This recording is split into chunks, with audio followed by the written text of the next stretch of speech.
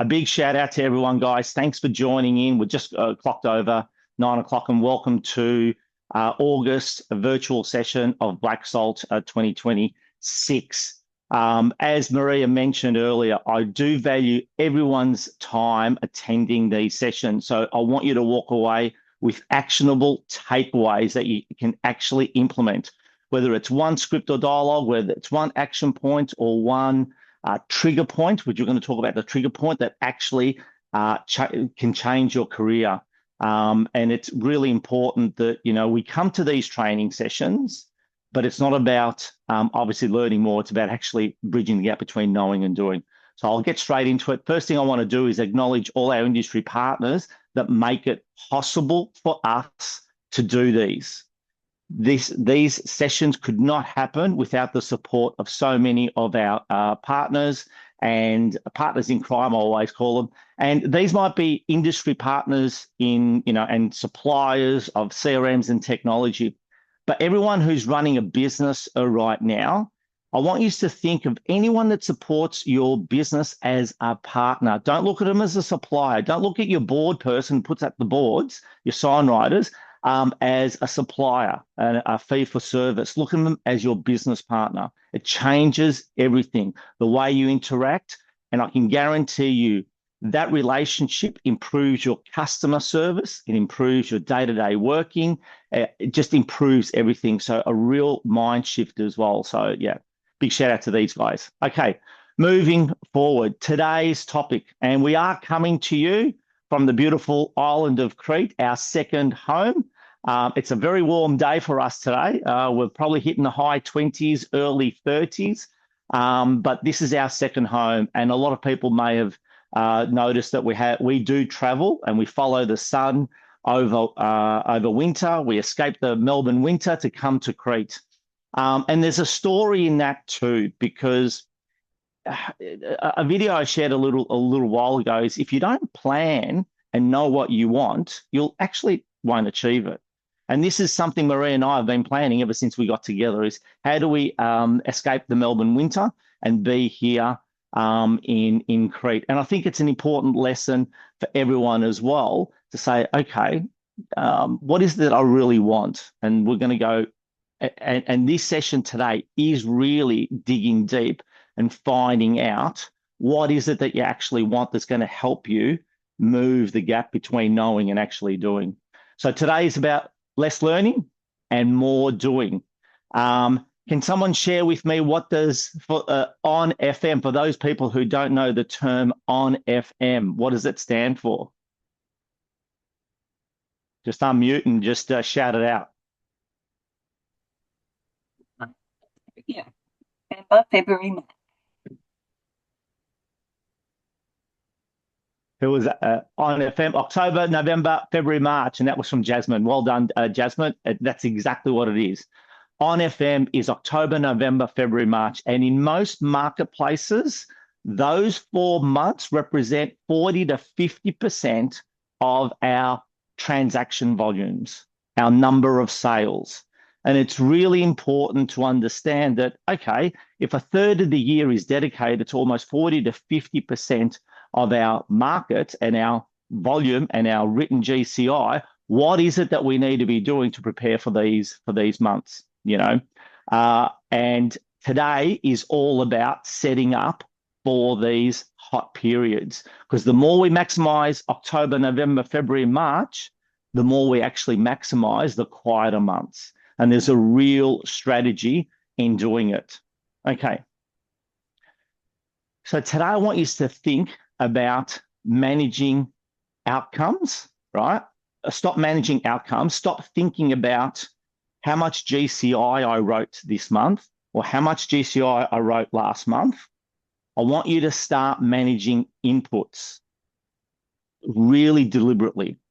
And what I mean by inputs is the actual activity that got you the result in the first place. Because in real estate, it's about knowing your numbers, right?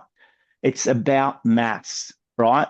Knowing what to do in real estate is not about scripts and, well, it is about scripts and dialogues. It is about managing campaigns and so forth. But When you focus things back to maths and just to mathematics, your business becomes predictable. And I've always used the term, I let mathematics be my business manager.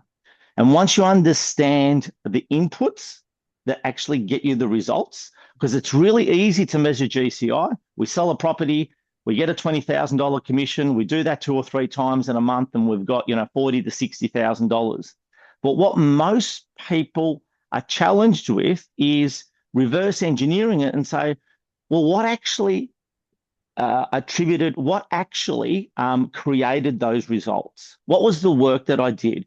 How many phone calls did I do? How many appraisals did I do? What prospecting contributed to that initial lead? Because the sale is the end result. It's all the pre-work that got you to the listing in the door and then securing the listing that matters most. And I'm hoping that is where most people get the best value out of today. Okay, so there's 2 scoreboards. The traditional scoreboard is the GCI. I want people to start thinking about lead measures, the before, the things you control, right? There's lead measures and there's lag measures. Lead measures are the before, things you control.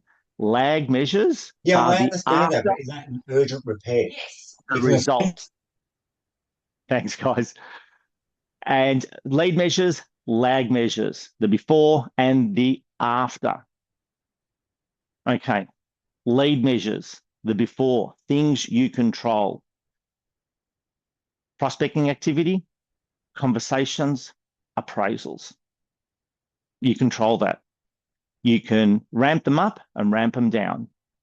When you get your prospecting strategy right, most people tone it down because they can't keep up with the amount of leads. And I know it is most agents, when I share this in my one-on-ones with most agents, they're pulling their hair out and goes, Manos, I just want to get as many appraisals as I possibly can. How are you telling me these people are getting so many inbound leads? Actually stop some of the traditional prospecting that they have on autopilot. And I said, they've reached the momentum point. And that's what we need to understand. So generating appraisals is purely about what your prospecting activity is and the number of conversations that you have to get to the appraisals. And there's just a formula. It's just understanding the formula and applying the formula. And of course, the lag measures, the after the result, the listings, the sales, and the GCI. And the best way that I can describe this for everyone is today's result. If you got a listing today or you got a sale today, it was because of the work that you did 30 days ago, 60 days ago, 6 months ago. Everyone agree? 100%, right? Now, if you're not active today, it's likely because of the things that we didn't do 30 days, 60 days, 6 months ago and beyond, right? So lag measures are the after. So if we're not getting the results that we want today, the best way of understanding where we can improve is looking back 6 months or 12 months. And if you're in real estate for some time, how you actually do your real estate and how you manage your data and your client engagement, and look at that, because we got to fix that challenge, that problem, that bottleneck before we can increase the sales, right? And for those team members that are part of Agents Agency and you in our sales, our end of financial year awards yesterday, there were some incredible results. And whilst the market has turned over the last 4 or 5 months, there were some phenomenal results right across the country, every single marketplace. These are same individuals, just like everyone else, achieving results, but they understand that today's results their results today and yesterday's awards was because of all the hard work they had done previously. So lag measures and lead measures. Let's focus on lead measures in the first instance, right? Because understanding your business is just a series of conversion ratios. Now, I'm not going to pull out any Excel spreadsheets, and that's the last thing I want people to do. And this is the other caveat I want. Once you know your numbers, I don't want you to be, bringing out a calculator every second day. That's not the whole purpose. It's to understand, build out your business plan and your prospecting plan and the number of proposals that you need, and then just following it. And just knowing one number is the most important, right? So, series of conversions, we start with activity, right? So, someone shout out one particular activity that they know has a bit of a conversion ratio. Anyone? I know, this is where everyone goes silent. Okay. Go, Arthur. You're going to say something? Well, I was clearly waiting for someone to jump in, but thank you. Obviously, all the traditional methods, mate, but call it door knocking. Door knocking. I think that's an absolute classic. Now, who is a great door knocker? So we've got, how many people are in attendance today? We've got about 30 people in attendance. Who is a great door knocker out of the 30 people, 30 odd people that are attending? Who is a consistent door knocker? Let's just talk about that. Anyone want to put their hand up? Just shout it out. I've done for for 6 months. Taimur, fantastic. Yeah. How are you, buddy? How you doing? And welcome to the AA family as well. Congratulations on your launch. Okay, so Taimur, let's talk about door knocking in particular. How long do you do it consistently, or something you did in the beginning of your career? You've been in real estate for 3 years now, selling 50 plus properties now. So let's just talk about door knocking. See, the first 1 month, it was just trying to get gist of it. Next 6 months, day in, day out, I tried different timings from like 11 to 2. And the other one was from 4 to 6, or when the parents come back to pick up the kids. And that, I think 6 months were more than enough. All of those like soft appraisal and the cold appraisal be changing into leads. Fantastic. So let's just talk about some numbers. If you recorded some numbers, and again, I'm not saying you should or you shouldn't, but just to get a gut feel. So if you knocked on 20 doors, how many actually answered? See, depending on days, especially on a sunny day, that's how I see. Around 40% of the people would, open the door. Okay, fantastic. So we've got 8 out of 20, right? At the moment, right? So from the 8, how many were you able to get either contact details or to conduct an appraisal? I was lucky enough, I had nearly 100% ratio. If they came to the door, they did open the door, either had a phone number or email, or at least left my card with them. Fantastic. And did anyone ask for an immediate appraisal? We did, but there was a quick walkthrough. And since I was new, not really knowing everything, I would go back. I'll fix up a time for them for later on and go back and sit with them for 1 to 2 hours. Fantastic. Okay. So now we've gone into the incubation period. Guys, this is absolute gold, right? So about 20 door knocks, 8 people actually open the door. So we obviously, one of the criteria is a sunny day. We're going to go out to do door knocking, right? And we're going to talk about door knocking in a second, right? In a bit more depth as well. Right, so 8 people answer the doors, and almost 100% strike rate on getting obviously the name details and possible walkthrough appraisal, which is fantastic. So, in your gut feel, unless you've measured it, Taimur, of those 8 people, how many have listed a property with you? I would say around 2 for sure out of 8. 2 out of the 8 for sure. Yes, for sure. Okay, and there's some really fantastic numbers. And for those people that attended Black Salt last year, and we saw Leonidas present, and here's the door knocker. His Facebook page escapes me, but $1 million door knocker, I think it was. But follow him, because 100 doors a day, that's it. Thanks, Maria. 100 doors a day. So follow Leonidas. His journey has been fantastic. And he actually goes through the numbers, but this is absolute gold. So imagine you knock on 20 doors, 8 people answer, you get most of their details, and you've got 2 listings from that. Is that a really worthwhile activity, right? So we've got activity, conversations, and then we've got appraisals, and then we've got listings. So technically speaking, maybe, just the curbside appraisals, we call them, 8, and you get 2 listings, 1 in 4. That is a phenomenal number, phenomenal number. And Tamor is probably a great example because he's been in real estate for 3 years.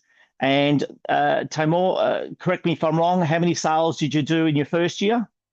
So they like 2025, but next Yep. year it was double, and the third year was triple. Like every year has been doubling from the previous year. So again, guys, 25, 50. So you almost did 100 sales last year. Is that Around 85 last year. 85? Can we just give this guy a big round of applause, right? Because 85 is no small feat coming into the industry in 3 years. Now, caveat on that, you came into a really hot market too, a really good market, Tamor. So the market certainly did some heavy lifting for you. And we've just got to be honest about the markets that we enter, because we need to be navigating.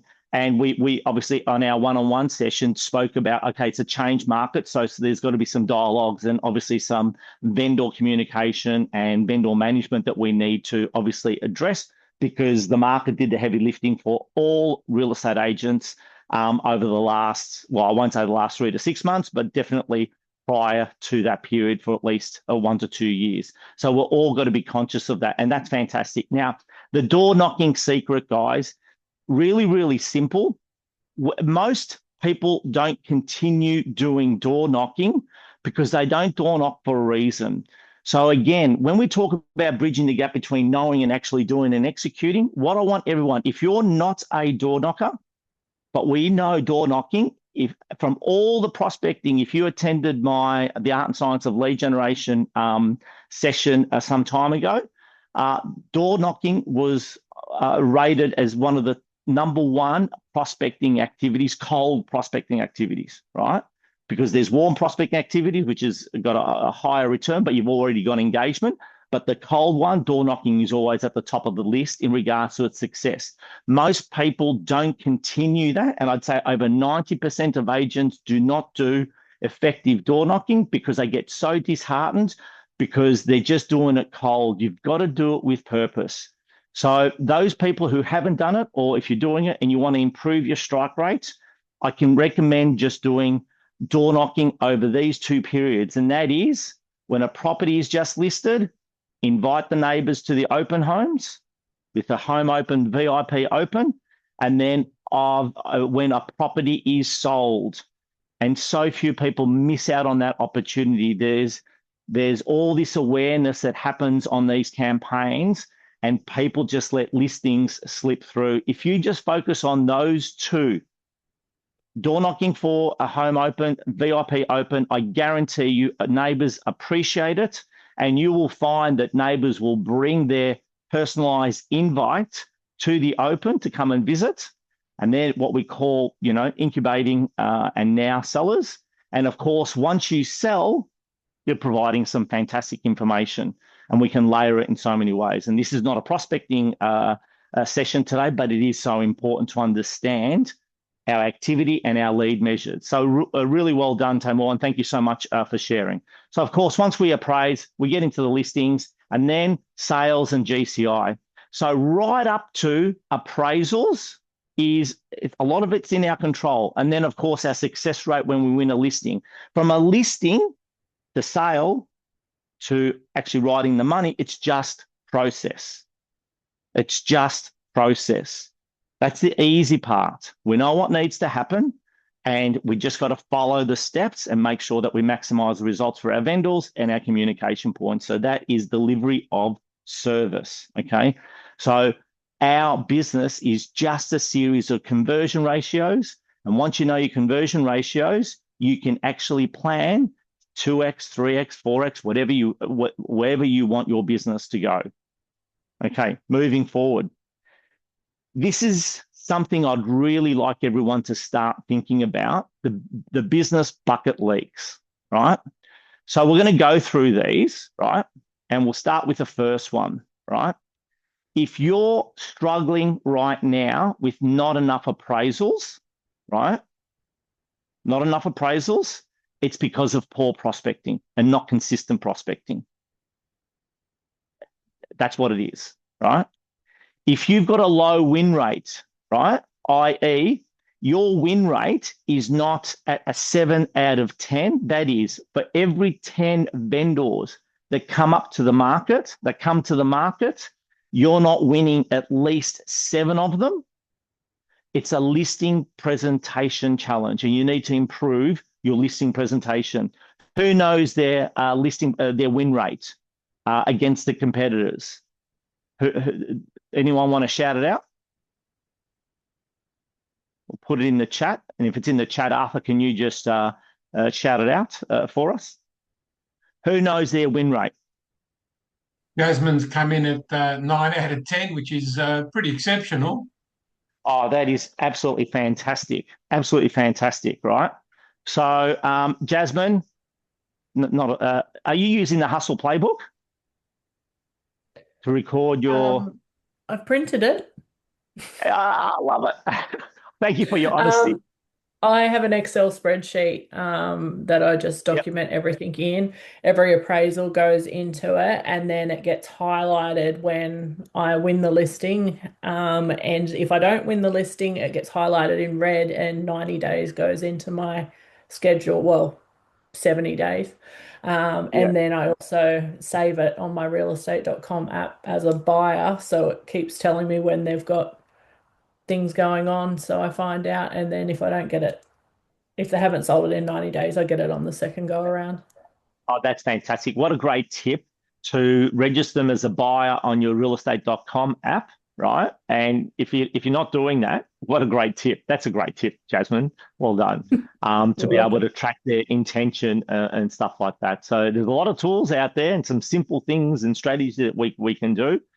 Really well done. But now, as everyone knows, I am the biggest fan of the Hustle Playbook.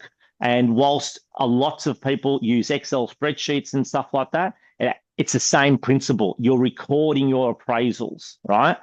So it doesn't matter whether you use my book, download it, just read it, and then use an Excel spreadsheet. The principle is exactly the same.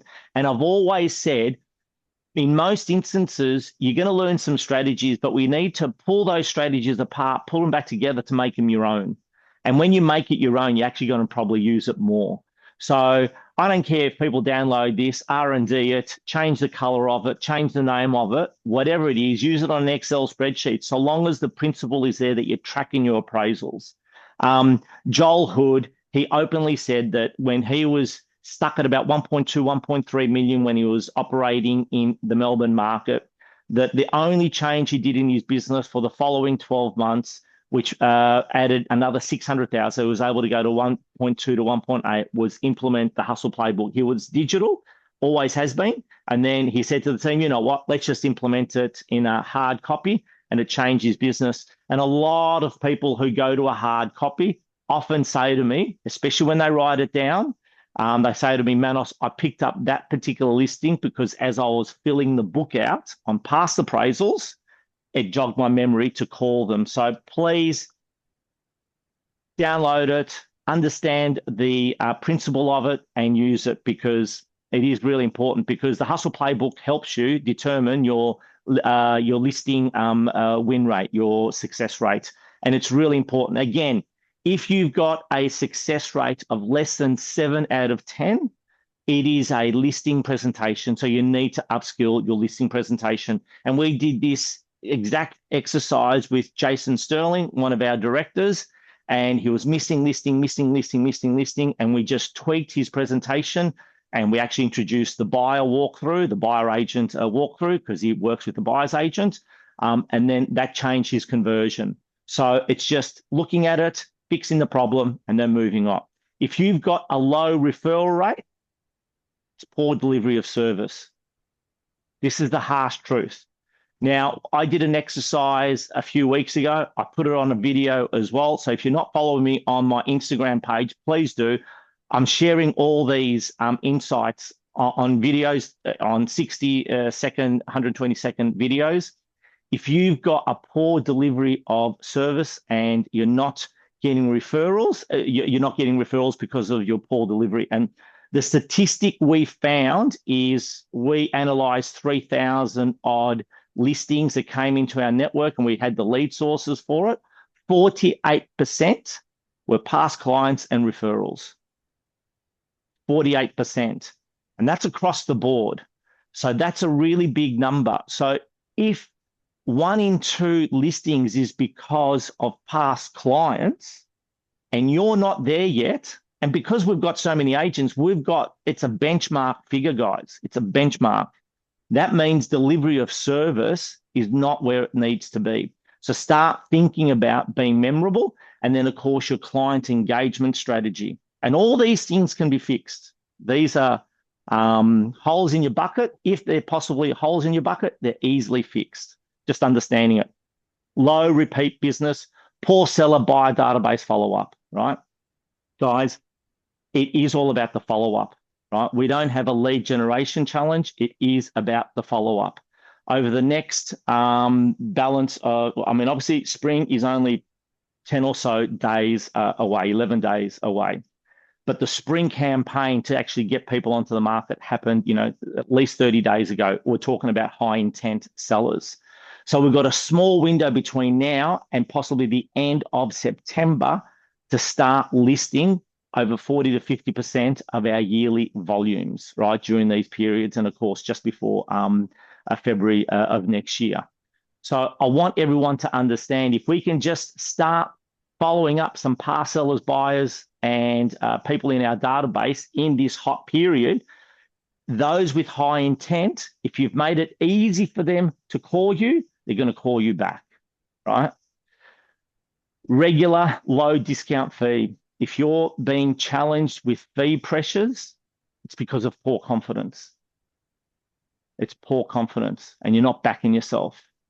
So really understand, and we've got a bird's eye view of obviously commissions right across the country, and in most instances, low fees. Whilst I understand the competitive nature in every marketplace, most of it is through poor confidence, right? So we need to really start backing ourselves in the fee.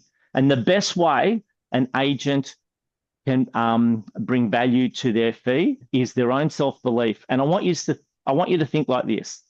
Every time you make a sale, I want you to study how you got to the result. Study, really dig deep, spend 10, 15, 20 minutes and say, okay, I ended up selling this property for $1 million. What was my skill set? How did my skill set impact that result? And when you start thinking about it, you start analyzing, shit, I actually got the vendor an extra 20 grand just by that conversation or by that process or this. You start backing your fee, guys, right? But you need these case studies in your own mind to be able to convey them, right? Low attraction agent status, transactional short-term mindset. So everyone's heard about the attraction agents, and every agent should aspire to get to the point where there's inbound leads coming to you and you pass what we call the momentum point, where more people know of you than you know people. And just because of your activity in the marketplace and your visibility, people are calling you, and obviously referrals. So a lot of agents never get to that status because they don't focus on doing all these other fundamentals. Consistent prospecting, and it's a discipline. Consistency, delivering great service, making sure that you get your Google reviews, doing all the things almost like autopilot and just on repeat and repeat and repeat. So just quickly, who thinks they've got one of those holes that they need to address? And let's just talk about it. Daniel, thank you for putting your hand up. And Rebecca, fantastic. So Daniel, talk to me. Which leaking hole is it? Out of all of them, most of them are actually under control. It's probably the prospecting and potentially I reckon my presentation's dropped off a little bit, but that's probably just, I'm just thinking about it now. I don't even know why I have, but I probably have dropped off a little bit of the presentation because I haven't been securing all of them. So the success rate's dropped a bit, but appraisals have dropped. They've only started picking up this week because we've sort of given us all a kick in the arse, but our prospecting's dropped off. Yeah. Okay. So when you say, so is there a reason the prospecting drop? Is it Oh, if you were to do your 5 mainstream prospecting, right, strategies, what are they right now? What is your prospecting strategy plan right now? that we're doing or that we want to do? No, that you're doing. Well, it's probably just database management and calling. We're not actually out there seeking like we've actually had a really good 6 to 8 weeks of selling, and I don't really think we've prospected the just solds enough. Yeah. And we've had ammunition to go out there and sort of prospect. Fortunately, though, our referral rate and the repeat business and all that has helped because people have seen and they're like, oh, I know that bloke, he sold in our street, and they call us. So thank the heavens that they're staying with us, but we should have been there first to sort of, yeah. No, Daniel, I'm gonna maybe change your thinking a little bit on that, and every agent's thinking, guys, listings and activity, for sale boards, pointer boards, flags, open for inspections is the best prospecting ever. Yeah. So the high performers, whilst they still have a plan in place to do your letterbox drops and so forth, once you get to that momentum point, they can actually slip away a little bit because the heavy lifting is done by your current listings.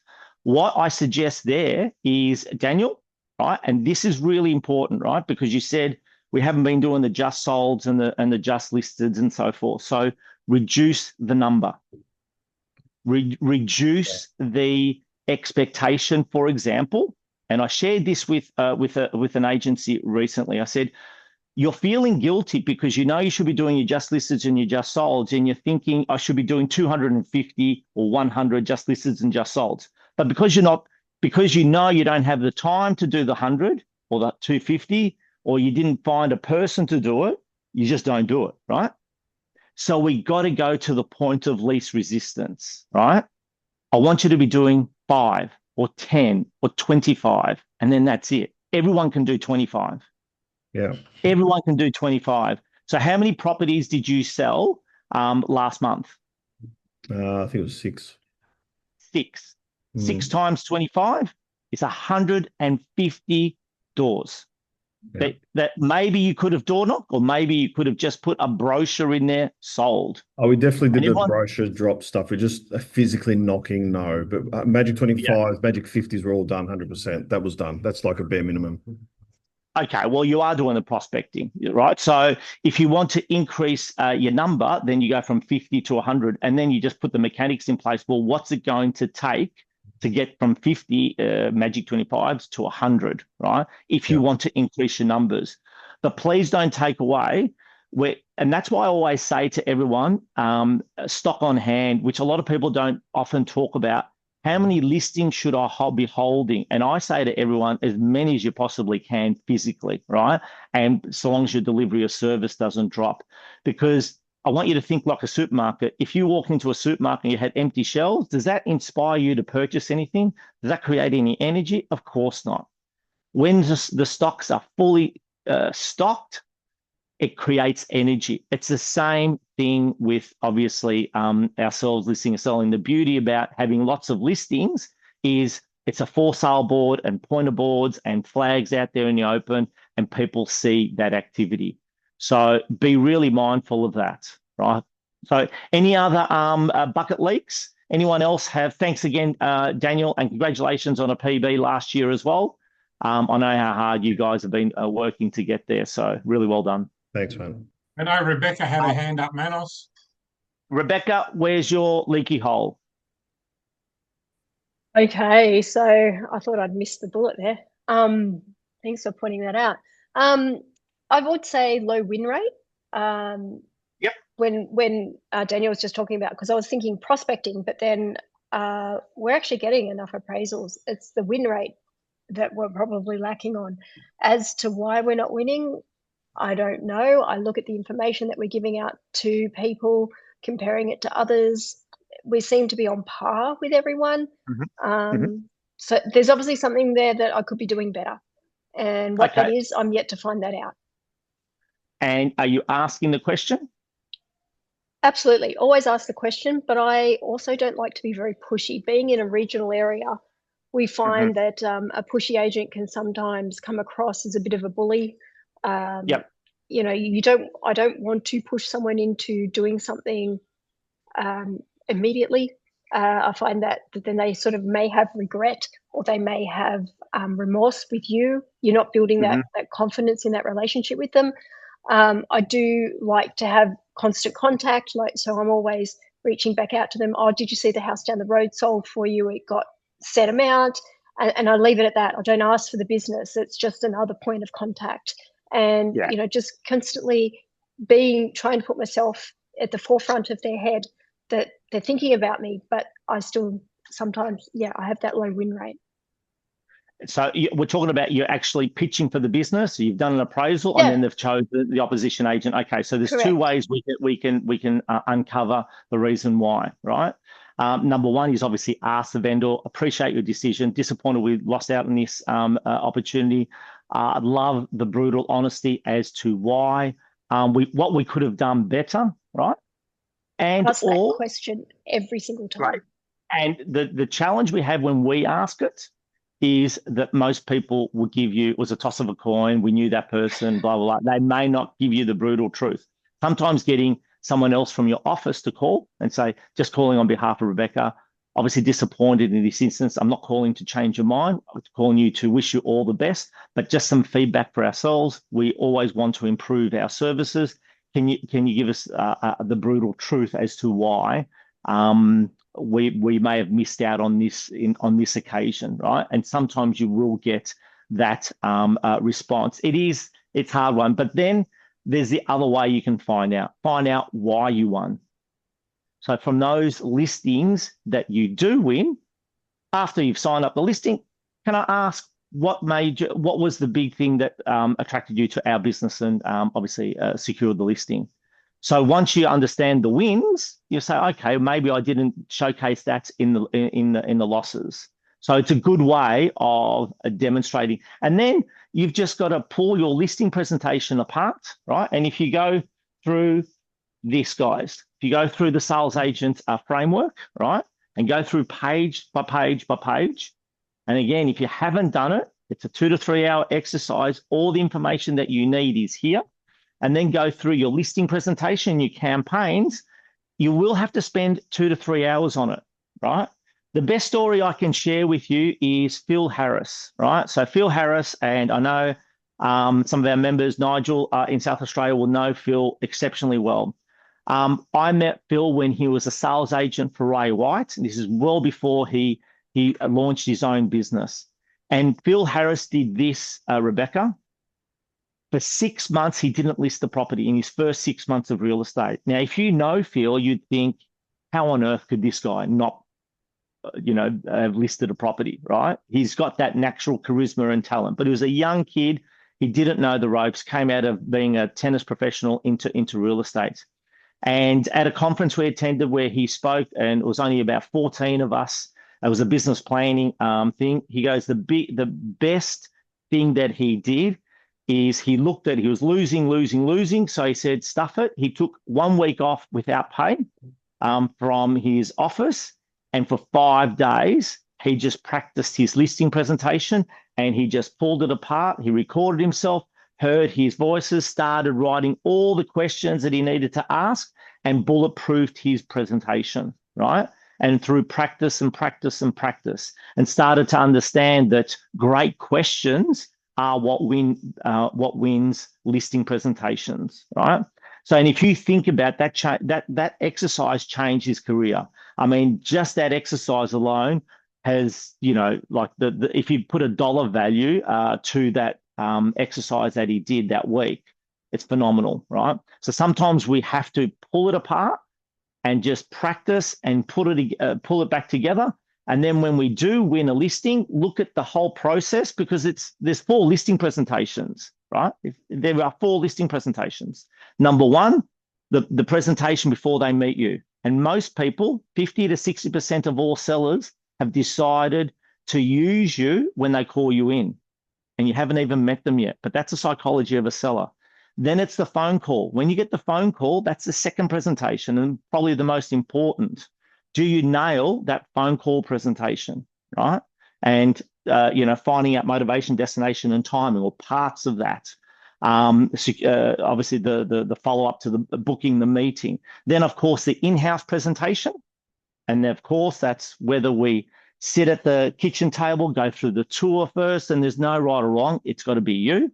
And then the fourth one is the follow-up, right? The follow-up. And between the third and the fourth is one important question, right? And the most important question that you can ask on the third one. What's the most important question we can ask on the third? The in-house presentation. The one question we have to ask. What is it?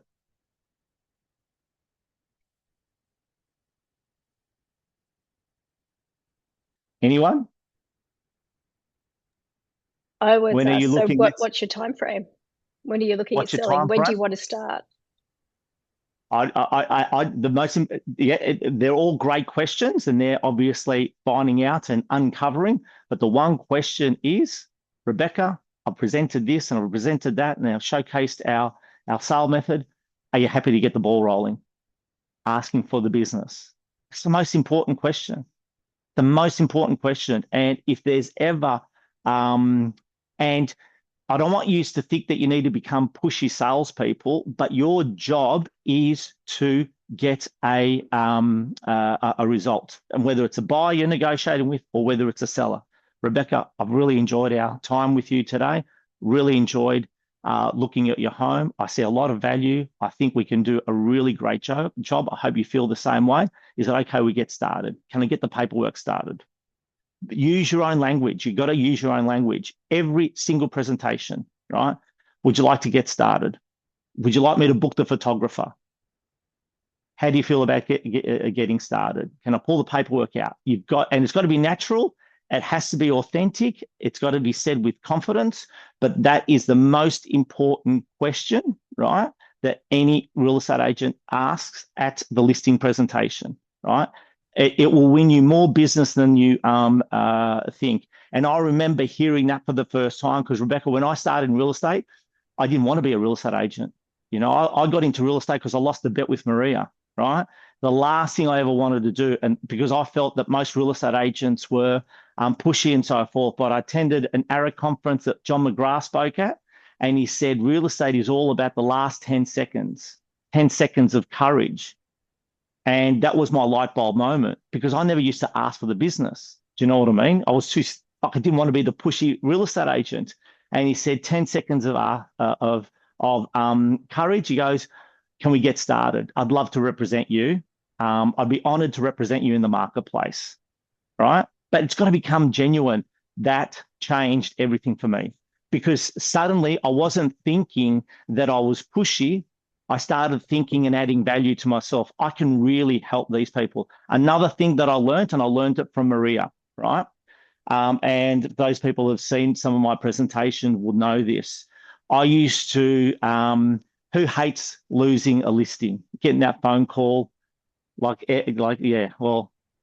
me, I used to get gutted, right? My emotional, that roller coaster, I was down in the pits of depression whenever I used to lose a listing. And Arthur would probably remember because a lot of the times Arthur and Maria being at the office would send me home and say, get out of here, your negative energy and so forth, right? But Maria changed my whole thought process when she used to say to me, she goes, honey, right? She lost the listing one time. And she didn't get emotional about it. She just felt sorry for the vendor because she found out who they chose and goes, oh, those poor buggers, they're not going to be looked after. They're going to undersell their home. But she had so much value in what she brought to the table and she had so much confidence, goes, I am the best person for these people, right? And I know they've made a wrong decision. She didn't take it personally. She just felt sorry for them.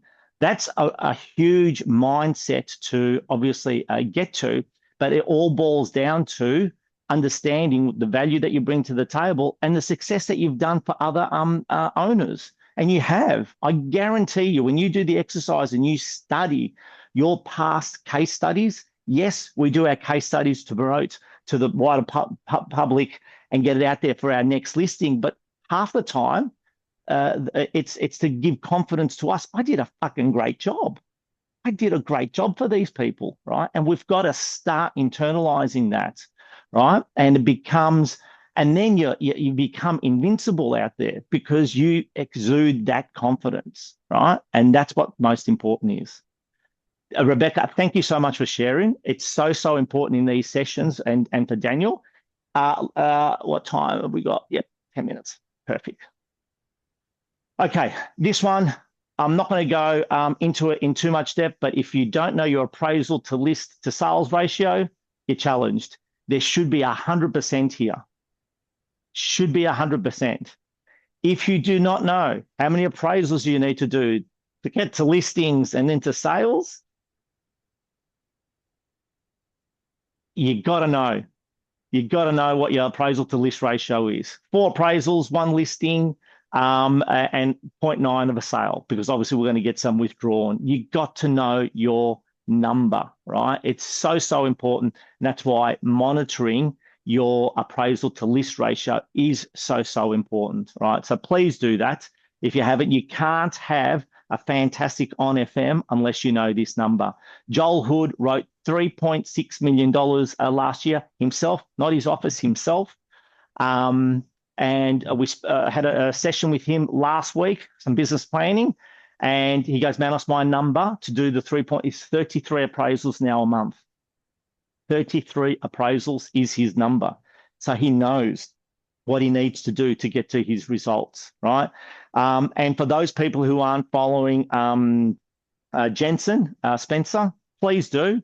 That he's part of Joel Hood's team, but I've been watching him, and he started brand new. Watch this space with Jensen. He's going to be doing really well in that marketplace. You can just feel it. New kid on the block, right? So he's following the process, which is really good. Okay, your must-dos for the spring setup. And I know I say spring, but these are must-dos all the time, right? Because we don't wait for the mark in business. We should be always operating in code red. Why are we spending money that we shouldn't be spending? Because this code red, when the business turns and sales go down, and then suddenly people let go of people and expenses. I thought, well, why'd you have the expenses in the first place if they're not really generating a return on investment for your business? Well, it's the same thing for the must-dos in the spring setup. We should be doing this all the time, right? But this we should be doing over the next 14 to 2 weeks if you haven't done it. Clean the pipeline. Every appraisal has a next step and date. So look at all your appraisals that you've done and go back as far as you possibly can. What's the next step with this one? And a date. Just rank, right? Then rank the hot list. Who do you think could list in the next 14 to 30 days? Re-engage that hot and warm list. Past appraisals and property anniversaries. If you don't have your property anniversaries, this is to get your now sellers. So we've got to go to the people who have got high intent. Create appointments, right? The face-to-face has to happen, and track lead measures daily. So appraisals created and conducted. So, but I want to move into the trigger points, right? So we know that these are the 5 daily non-negotiables, right? We've got to prospect every day. We've got to follow up. We've got to call past clients. We've got to ask for referrals, and we got to get face-to-face. And we definitely don't need another script before we do these. Would everyone agree, right? Everyone agrees on these? Prospect, follow up, call past clients, ask for referrals, get face-to-face. But this is how it actually looks in principle, right? Because we all know what to do. How do we actually take the action? I want this to be your daily scoreboard, right? And you do this for the next 30 days. It won't change your next 60 days, right? Only change your next 60 days. It will likely change your career if you do this for 30 days. So we all have now phone calls, right? That's all out. I did an appraisal yesterday, got to follow up today. Got a deal together, negotiating a buyer, got to make those now phone calls, right? And then I want you, so all you got to go through is that, and then I want you to do 5 extra prospecting calls, just random prospecting calls, people that aren't expecting a now phone call, right? Try and book, try is not the right word to use, book one appraisal and or one buy appointment every single day. Get face-to-face. Don't let a day go past without a private inspection and or an appraisal or both, right? Don't let a day. That is a must standard. Current campaign review and price realignment. So especially in this marketplace, when the market is doing all the heavy lifting, we can skip that step, right? We don't need to do a campaign review and a price realignment. The property is going to sell because there's so much competition. But in this tougher market and where days on market have extended, this is part of your daily process. When we're doing all these things, one relationship touch point that stands out, i.e., when you're calling these now phone calls, past anniversaries, reconnecting, start thinking referral request. Remember, 1 in 2 listings as a benchmark come from referrals and or past clients, right? So there's a high win rate there, right? So remember how I just said in the listing presentation, can we get started? That's a standout question, right? Can we get started? And of course, with buyers, you should buy this one. Just show, Mr. and Mrs. Buyer, you've been searching for the last 3 weeks, last 3 months. You've identified this property, this property, this property, this property. I suggest you buy this one. It doesn't tick all the boxes, but it's as close to the most boxes that you've actually seen. I suggest you buy this one. Ask for the business, ask for the sale and the offer. And probably the most important out of this list is accountability before 12 p.m., a self-accountability. So I want you to go put a timer on or a reminder or an alarm that goes off at the middle of the day, right? And I want you to do an accountability in the middle of the day, because if you do it at 12 o'clock, you've still got till 5, 6, 7 o'clock to do some of these things if you haven't, right? So just do a self-accountability. Just put an alarm clock and say, okay, out of these things, what have I done? What haven't I done, right? And of course, Maria's absolute favorite, finish each day in writing. So at the end of each day, what are you going to do first thing in the morning the next day? Write it down, put it in your notes, put it in your diary calendar, even if it's as little as just thinking about it, if you're one of those people and you can remember it, right? But just finish the day with an action list that has to happen tomorrow, right? So don't measure intention, measure completed activity. So how are we going to move from knowing to actually doing? Because most of this stuff is nothing new, right? We kind of know. Maybe the bucket list, the holes, is probably something you may not have identified to say, okay, if I'm not getting enough appraisals, it's because my prospecting, if I'm not winning enough business, if I'm not getting 7 out of 10, it's my listing presentation and so forth. So that's possibly something new that you may not have known, but we've got to move from knowing to actually, okay, how do we do it, right? So what's holding you back from doing it right now? Show of hands or just shout it out. What's holding you back from doing it right now? What I've just shared.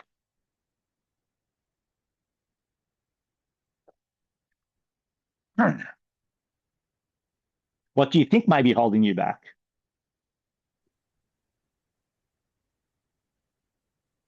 Is it motivation? Is it fear of rejection? Is it you're waiting to fix your listing presentation? Is it bogged down? So Arthur, do you want to just read those out? Yeah, absolutely. Jasmine said I'm bogged down in the admin of listings, but I'm getting that sorted out. Rebecca shared by saying nothing. It's the 10 seconds of courage, of course. And Chloe's added organisation and rescheduling. Okay. Love it. And keep adding them, guys. But I sat down, I just started doing a list, right? So this is what's stopping most people, right? So what's holding you back? And this is what most people have said to me, and I've just started just making a list. Fear of rejection, fear of failure, fear of looking stupid. I highlighted that in red because they were my 3. Fear of rejection, fear of failure, fear of looking stupid, right? That categorically froze me from doing everything. And I'll just share what changed. Fear of sounding desperate, fear of annoying people, lack of confidence, procrastination, inconsistency, distraction, no routine, no accountability. Over to the other side, don't feel like prospecting. Like there'll be lots of people like that. Waiting until I'm motivated, too busy, poor time management, too much admin. We just heard that. Email, social media, other people's problems. We all get sucked into that. Perfectionism is another one. Waiting for the perfect pre-list kit to be put together. Overthinking, planning instead of doing. These are all genuine reasons why people aren't doing what they're meant to be doing. Preparing instead of starting, looking for a better script, looking for the magic bullet. There's got to be a better tool out there. Waiting for the market to improve, waiting for spring, waiting until Monday, waiting until next month. Avoiding uncomfortable conversations. That was me. Taking rejection personally, as I mentioned before. Comparing yourself with other agents, previous failures. Success. Some people say, oh, I'm doing okay. I'm okay. No clear goals. The goal isn't important enough. No consequences for not doing it. This one's a big one. Nobody knows whether I do it or not. And that's why prospecting is so often avoided and the biggest challenge that agents have to get that consistency. Nobody, and not only in real estate, guys, it's most of it, all these things are in our own personal lives. You know, we're all guilty of these things somewhere along. I've never met anyone who's not. I've allowed a low standard to become my standard. And then a brutal truth sometimes, nothing. I've simply chosen not to do it, right? Brutal truth. So what's your trigger, right? What's your trigger? And last year, and for those people that have followed me, you know, my weight loss journey, and you know, I'm not the first person to lose weight, and I'm not here to tell you how to do it or not to do it, right? But I just want to just share the trigger that it was. So for 30 years, I'm a yo-yo dieter, up and down, up and down. I always knew that health was important. I knew it affected me, right? As well, my energy, my moods, my this, right?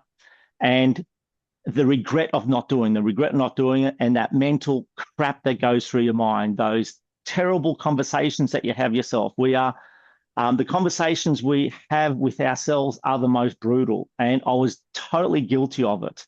But there was a trigger point. So we're at Black Salt last year at the beginning of December. A week later, speaking with Arthur, and there was a comment that was passed by one of our team members and made a comment about how I looked and how I was struggling to breathe and the whole lot. And that was the trigger point. And I went, this is exactly what I said, for fuck's sake, right? And I'm thinking, and I'm one of these guys, if one person said it, everyone's thinking it. And quite truthfully, that affected me. I'm just being brutally honest and human, right?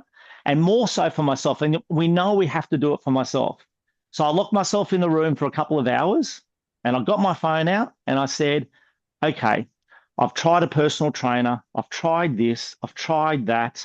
What's stopping me? What is stopping me? And when I listed everything and I realized, but it took a 2-hour session to do this, right? A really deep dive, locked myself in the room and I just said, am I going to do this finally? Because I've been talking about it and talking about it and talking about it. And, even to the point where I was up on stage at Black Salt and I was asking everyone for their intention, and I had the intention in my mind, but I was still too scared to verbalize it. And it's really hard. So what's your trigger? And so I wrote it down. I said, I just got to do it. And I said, I just got to do it my way. I don't want to when I tried a personal trainer and it just didn't work. I went to the gym and it didn't work in the past because I didn't want to travel. I said, what a waste of time. I said, what is it that I really like doing? I just drilled down on that, right? And then I just put a process in place. I said, okay, well, I've got to get down to cut down my food intake, do this, do this, do this. And I set the plan for myself. And you know how I always say to everyone, you know what to do, but you got to pull it apart and do it your way, right? And just take ownership of it, right? Take ownership of it. And that's what happened. And that was the trigger point. So that comment, and of course, I rang that person a few months later and I thanked them. I said, thank you for mentioning that. I know you said it to Arthur, not to me directly. I appreciate what you did because that changed the trajectory. And this was the other trick, right? And this is the trigger point. I got really good over the first 7 to 2 weeks. I got results straight away, right? So the first 3-4 days, I got into the rhythm and I got results. And because I got a fast result, that motivated me to the next one, and then to the next one, and then to the next one. And before I knew it, I lost 10 kg. My goal was to lose 30. I lost 10 and it was a really good feeling, And that's what got me the trigger. But everyone's trigger is a little bit different, right? A little bit different. And then I put all the reasons why that was exciting for me. And I've done similar things with real estate, guys, right? I came into it in real estate. I did not like the rejection. I did not like the emotional roller coaster that we were going through. And then I worked the trigger point for us to be able to be selling 120 homes and to do the business that we do. The things I disliked, critical conversations, the rejection of listings, I just got good at it. I just got good at accepting it. And I let Maths be my business manager. Oh, yeah, we're going to lose 1, 2, 3 listings out of 10, right? People are going to say no to me. It's part of the process. I went to a training session. That was the hugest trigger. That I went to a training session and this $1 million agent said, he blurted out about 100 appraisals or listings that he didn't win that year in the last 12 months, maybe not 100, but it was so many. He was just talking about the stories of why these people didn't list with him. He dropped his A4 bio. He goes, and that's why I'm a $1 million agent, because I've had more no's than you guys. And it kind of made sense. And I went, well, that was a trigger for us. And I understood it. And then I could move on. But you just got to do that deep dive, right? Just do that deep dive. Okay. The thing holding you back, right, isn't something you need to learn. It's something you need to overcome. Real estate sales is simple. Real estate sales is easy. It's simple and it's easy. True or false? True or false? True. It's true, guys. Real estate sales is simple. Real estate sales is easy. We know the process. We've got access to all the tools, right? It is true. It isn't hard. Agents make it hard. And it's the truth. We make it hard, right? I used to say, real estate is simple. It's not easy. And I did change my mind. I said, well, actually, it is simple. What is that we have to do? We just got to follow a process. It's pretty easy to do. It's very easy to do. We're just talking to people. We're not sending man to Mars. We don't need a PhD. I don't need to know all these chemical formulas. I mean, I take my hat off to all these people in other industries. They've got to be really smart, not taking anything away from us. You just got to have some emotional intelligence in this business, some EQ, some empathy, have some great dialogue, really, really care that comes across natural. And it's easy, right? But we make it hard because we allow the rejection, we allow the failures, we allow all the negative stuff to take the better of us. Well, I'm definitely guilty of that when I first started, right? So that's a wrap, guys. Thank you so much. I hope everyone, let me just stop sharing. Stop share.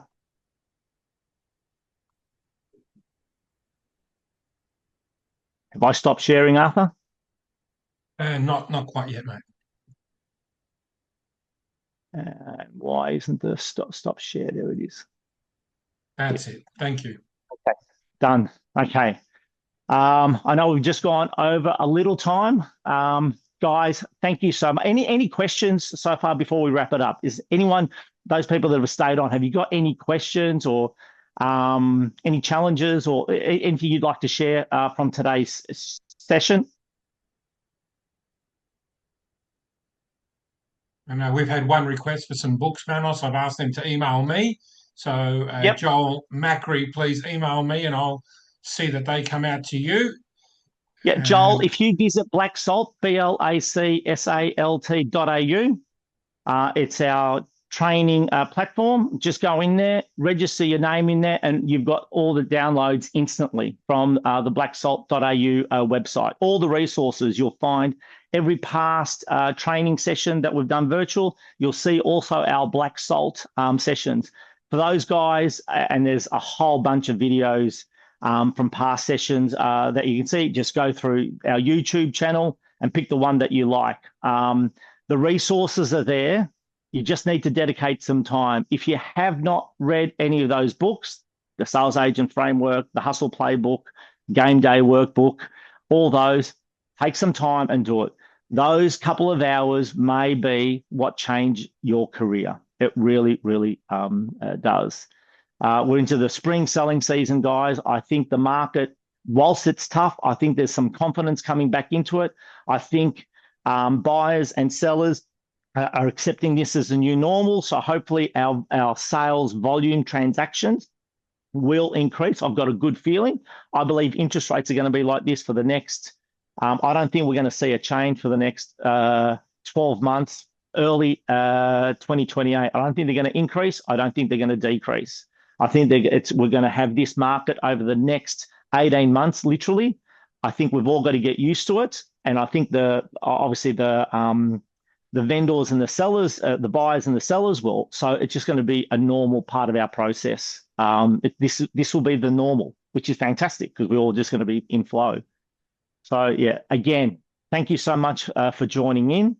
I hope you got some value out of it, and reach out, send me an email, SMS me, or actually probably don't SMS. My Aussie phone is not on. Maria, I might just get off the thing if you want to just say something. How many people? There we go. Can you hear us now, guys?